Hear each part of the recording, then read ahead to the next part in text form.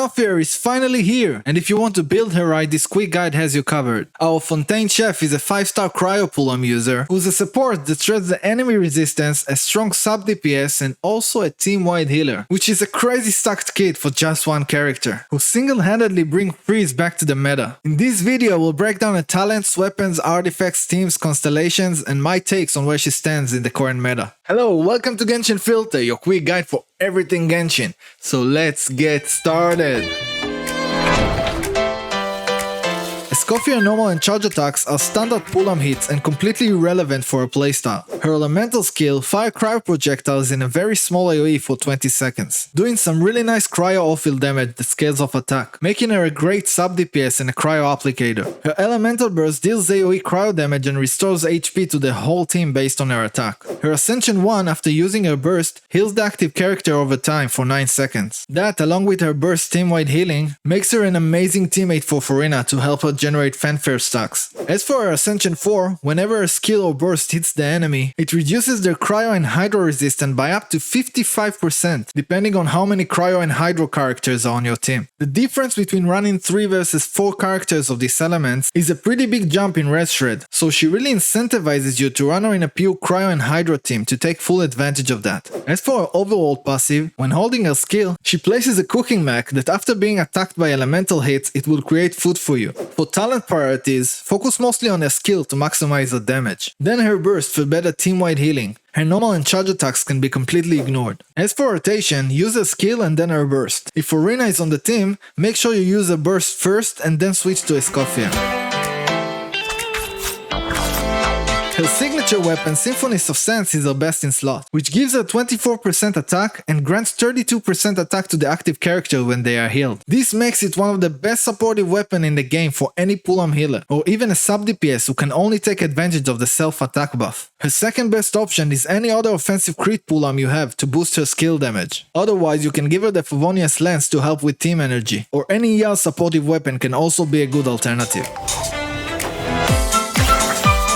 For artifacts, the 4-piece Golden Troop is her best set, as it gives her up to 70% skill damage bonus. For the main stats on the Sand, go for attack or energy recharge. Around 150 ER is a good place to aim for, depending on how many cryo characters you have on the team. For the Goblet, go for cryo damage bonus or attack. And for the Circlet, go for crit rate or damage, for a good 1:2 ratio. Since she ascends with crit rate and will also probably have the cryo resonance active, you might want to prefer a crit damage circlet. For substats, make sure you have enough ER to burst consistently. Then focus on crit rate and damage, and then attack percent and flood attack.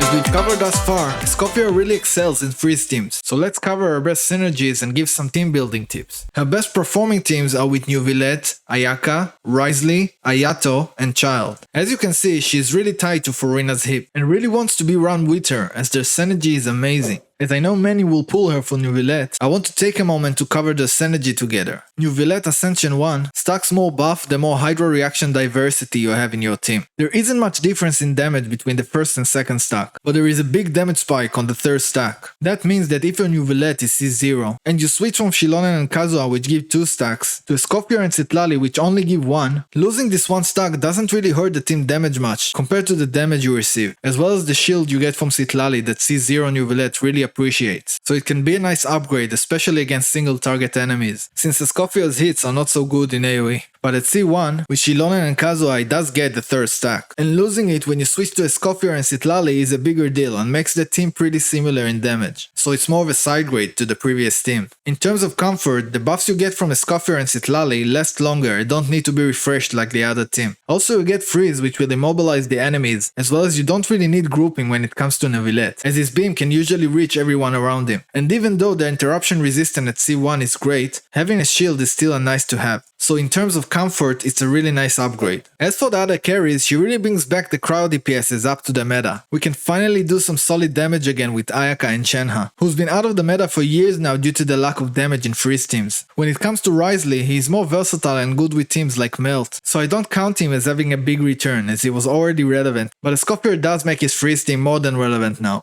And of course, she is highly anticipated to be Skirk's best support. So much so that without Escoffier on her team, it might not be even worth it to get Skirk. If you have Yelan, pairing her with Escoffier and Furina makes a new team core that is so strong it really wheelchair and carries almost any character you put in the last slot, especially if they are Cryo or Hydro. But even if they are not, the core is so strong it should still perform great.